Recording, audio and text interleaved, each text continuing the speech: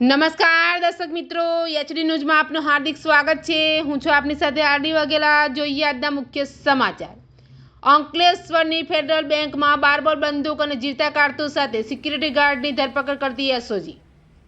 અંકલેશ્વરની મામલતદાર કચેરી સામે આવેલ ફેડરલ બેંકમાં છેલ્લા 10 મહિનાથી ઉત્તર પ્રદેશના હથિયાર પરવાના સાથે નોકરી કરતા સિક્યુરિટી ગાર્ડની ભરૂચ એસઓજી પોલીસે ધરપકડ કરી તેની પાસેથી એક સિંગલ બેરલ બંદૂક અને જીવતા કારતૂસ જપ્ત કરી વધુ તપાસ હાથ ધરી છે।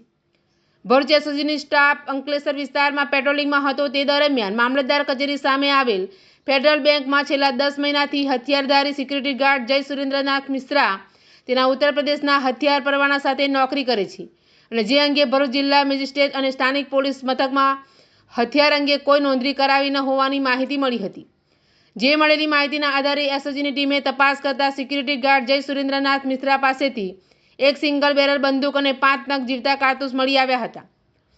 પોલીસે તેની ધરપકડ કરી પૂછપરછ કરતા તે જીઆઈએસબી સર્વિસેસ પ્રાઇવેટ લિમિટેડ મારફતે ફેડરલ બેંકમાં હથિયારી ગાર્ડ તરીકે નોકરી કરે છે અને ભરૂચ જિલ્લા કલેક્ટર તેમજ જિલ્લાના કોઈ પોલીસ મથકમાં હથિયાર અંગેની કોઈ નોંધ ન કરાવી હોવાનું જણાવ્યું હતું। પોલીસે ₹25,000ની સિંગલ બેરલ બંદૂક અને ₹500ના 5 નગ જીવતા કારતૂસ મળી કુલ ₹25,500નો મુદ્દામાલ જપ્ત કરી તેની વિરુદ્ધ બી ડિવિઝન પોલીસ મથકમાં ફરિયાદ નોંધાવી હતી। એચડી ન્યૂઝ સાથે રિપોર્ટ જયેશ પ્રજાપતિ, અંકલેશ્વર।